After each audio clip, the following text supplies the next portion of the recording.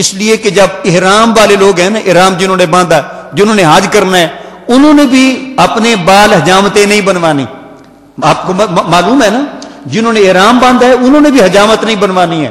نبی علیہ السلام نے فرمایا تم نے صرف ادھر قربانی کرنی ہے. اے میرے امتیوں، تم جہاں کہیں بھی ہو، تم صرف حجامت نہ بنواؤ. جب وہ ادھر قربانیاں کر کے اپنی حجامتیں بنوائیں، تم یہاں ادھر وہ کر لو، تو اللہ تعالیٰ تمہیں وہی والا ثواب عطا فرما دے گا. اور دوسری روایت میں یوں ہے کہ جو آدمی، یہ بھی مشکاۃ شریف میں حدیث پاک ہے، جو آدمی قربانی نہیں کر سکتا، غریب ہے، مسکین ہے، مفلس ہے، اس کے پاس پیسے نہیں ہیں یا مقروض ہے، وہ قربانی نہیں کر سکتا، نبی علیہ السلام نے فرمایا یہ 10 دن وہ حجامت نہ بنوائے. جب دوسرے لوگ حجامت بنوائیں تو یہ بھی اس دن حجامت بنوا لے، رب تعالیٰ اسے بھی قربانی کا ثواب عطا فرما دے گا. بڑا سوکھا، بڑا سستا سودا ہے، ضرور کرنا ہے. اور اس سے فرق بھی کیا پڑتا ہے؟ اگر 10 دن حجامت نہیں بنوائیں گے تو کیا ہو جائے گا؟ حجامت نہیں بنوانی ہے. لوگ کہتے ہیں اچھا شیو بھی نہیں کرنی ہے. میں پوچھتا ہوں کیا شیو یہ حجامت میں نہیں ہے؟ شیو تو ویسے بھی نہیں کرنی ہے، شیو تو ویسے بھی نہیں کرنی چاہیے. یہ انبیاء کو اسوا نہیں ہے.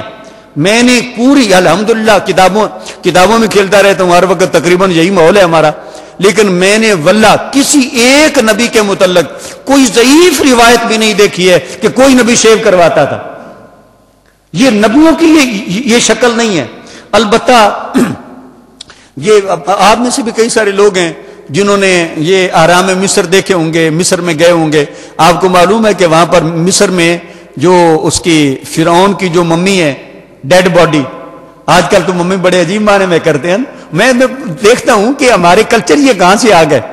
ممی کا معنی ڈیڈ باڈی ہے، ہم نے والدہ کو ممی کا نام دے دیا. اللہ تعالیٰ ہدایت دے. ام کا لفظ بڑا خوبصورت ہے، ماں جی اس کے لیے بڑا خوبصورت لفظ ہے. قرآن کریم میں اس کے لیے والدہ کا نام ہے، یہ خوبصورت نام ہے. تو یہ نام اچھے ہیں. ممی کا نام، ممی، ڈیڈی. آج کل یہ ڈیڈی بھی اگر تھوڑے سے وہ یعنی اگر اس میں اشباہ نہ کریں تو یہ بھی ڈیڈی ہے تقریباً. تو اس کی بجائے آپ اپنے اسلامی کلچر آپ اپنائیں. بہرحال وہ فرعون کی ممی آپ نے دیکھی ہے، میں نے بھی دیکھی ہے، اس کی داڑھی نہیں ہے. یہ بڑی مونچھیں رکھنا، داڑیاں منڈوانا، یہ کافروں کا طریقہ. نبی علیہ الصلوۃ والسلام نے جب کسرا بادشاہ کے نام خط لکھا، ایرانی بادشاہ کے نام، تو اس نے وہ غصے میں آ گیا، کہنے لگا وہ ہے کون جو ہماری قلم رو میں رہتا ہو، سلطنت میں رہتا ہو، اور وہ میرے نام کی بجائے پہلے اپنا نام لکھے. اس نے وہ خط پھاڑ دیا. وہ خط پھاڑا، چمڑے کا خط تھا.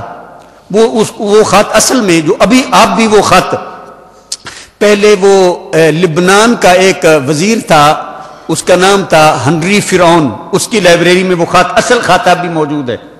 ڈاکٹر حمید اللہ صاحب ہیں، وہ بہت بڑے اسکالر ہیں، ہندوستان، حیدرآباد، دکن کے رہنے والے. وہ اس میں ہیڈ آف دی ڈپارٹمنٹ تھے اپنا فرانس میں. انہوں نے اس خط کا، اصل خط کی انہوں نے زیارت کی اور اس پہ انہوں نے ایک مقالہ لکھا. اس خط میں جب اس نے پھاڑا نا، اوپر سے ایک لائن آتی، ایک وہ پھاڑ آتی ہے، نیچے آ کر وہ دو ہو جاتی ہیں. چمڑے کا وہ اصل ہے، وہ نیچے کاغذ کہہ لیں، وہ چمڑا ہے اور چمڑے کے اوپر لکھائی ہے. اس نے وہ خط پھاڑا اور اس نے آرڈر کیا. اس کا گورنر تھا یمن کا. اس نے کہا یہ آدمی، یہ بڑا گستاخ ہے، جس آدمی نے دعوی نبوت کیا ہے، اسے پا بزنجیر، اسے جکڑ کر، یہ ہتھکڑیاں لگا کر میری بارگاہ میں پیش کرو. تو اس یمن کے گورنر نے جو اس وقت سپاہی بھیجے، ان کی مونچھیں بڑی بڑی تھیں اور ان کی داڑیاں نہیں تھیں. نبی اکرم صلی اللہ تعالیٰ علیہ وسلم کے بعد مدینہ طیبہ میں آ گئے گرفتار کرنے کے لیے. نبی علیہ الصلوۃ والسلام، اللہ کا نبی ڈرتا نہیں ہے. حضور اکرم صلی اللہ علیہ وسلم کی اپنی ہیبت تھی، اپنا رعب تھا. بخاری میں حدیث ہے، حضور فرماتے ہیں نصرت بالرعب، بلکہ مسیرۃ اشہر ان کے لفظ بھی ہیں. حضور فرماتے ہیں رعب کے ساتھ میری مدد فرمائی گئی ہے. 1 مہینے کی مسافت پر بندہ ہو اور وہ نبی علیہ الصلوۃ والسلام کی ہیبت سے کانپنے لگ جاتا تھا. حضور اکرم صلی اللہ علیہ وسلم اللہ کے دشمنوں سے ڈرتے نہیں تھے. آپ کو معلوم ہے نا، جب مکہ کے کافروں نے کہا جناب ابو طالب سے کہ آپ اپنے بھتیجے کو منع کریں، فلاں فلاں، وہ کافی ساری باتیں کی. نبی علیہ الصلوۃ والسلام نے ارشاد فرمایا چچا تم بھی اگر مجھے چھوڑنا چاہتے ہو چھوڑ دو. اگر یہ مکہ کے کافر میرے ایک ہاتھ پہ سورج اگر لا کر رکھ سکتے ہیں تو رکھ دیں، دوسرے پہ چاند رکھ دیں. یہ بہت بڑی سزا سے یہ کنایا. اگر ایسے بھی کر دیں تب بھی میں ایک اللہ کا پیغام پھیلانے سے باز نہیں آؤں گا. نبی گھبراتا نہیں ہے. نبی کسی سے مروب نہیں ہوتا. یہ قادیانی کے جھوٹا ہونے کے لیے یہی دلیل کافی ہے کہ وہ انگریزوں سے ڈرتا تھا, حکومت سے ڈرتا تھا. یہ اس کے جھوٹا ہونے کی علامت ہے. نبی ڈرتا نہیں ہے. نبی علیہ الصلوۃ والسلام نے جب ان بڑی مونچھوں والوں کو دیکھا تو آپ نے ان کی مونچھیں پکڑ لی. آپ نے ارشاد فرمایا یہ تم نے اپنی شکلیں کیا بنا رکھی ہیں, مونچھیں کٹواؤ, داڑیاں بڑھاؤ. قص الشوارب واف اللحا. حضور نے فرمایا مونچھیں کٹواؤ, یہ داڑیاں بڑھاؤ. وہ لوگ مبہوت ہو گئے کہ لوگ تو ہم سے ڈرتے ہیں. وہ آج کا معاشرہ نہیں تھا. اس دور میں ذرا آپ یہ ایک سوچیں کہ اس وقت کیا کیفیت تھی. نبی علیہ الصلوۃ والسلام نے, بلکہ روایت میں نبی علیہ الصلوۃ والسلام نے اسے تھپڑ مارا. وہ بندہ ہیبت زدہ ہو گیا کہ میں اتنا بڑا افسر اور یہ ان کی ایسی. نبی علیہ الصلوۃ والسلام نے فرمایا کیسے آئے ہو؟ انہوں نے کہا میں آپ کو گرفتار کرنے کے لیے. نبی علیہ الصلوۃ والسلام نے فرمایا جاؤ تمہارا بڑا ہلاک ہو چکا ہے. وہ سوچنے لگے کیسے؟ آپ نے فرمایا میں اللہ کی وحی سے بتا رہا ہوں. تو وہ لوگ جب واپس گئے تو ان کے یمن جانے تک یہ خبر آ چکی تھی کہ کسریٰ کو اس کے بیٹے نے قتل کر دیا. تو یہ کہنا یہ چاہتا ہوں, یہ جو ہماری شکلیں ہیں نا, یہ نبیوں والی شکل نہیں ہے. قرآن کریم میں ہم یہ آیات پڑھتے ہیں قد کانت لکم اسوۃ حسنۃ فی ابراہیم. تمہارے لیے حضرت ابراہیم علیہ الصلوۃ والسلام کی زندگی میں بہترین اسوہ ہے. لقد کان لکم فی رسول اللہ اسوۃ حسنہ.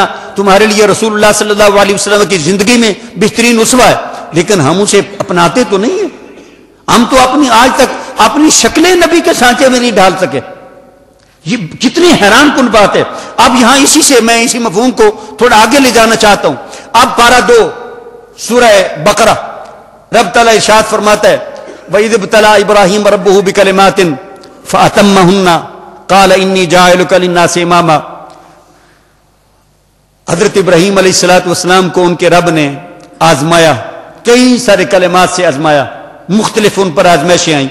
رب تعالیٰ ارشاد فرماتا ہے کبھی ہم نے بیوی بچوں کو بے آب و گیا وادی میں چھوڑنے کا ان سے امتحان لیا, کبھی نوجوان ہونہار بچے کو قربان کرنے کا امتحان لیا, کبھی ہم نے جوانی میں ان سے یہ اپنا سنتیں کرنے کا امتحان لیا, وغیرہ وغیرہ سارے امتحانات ہیں.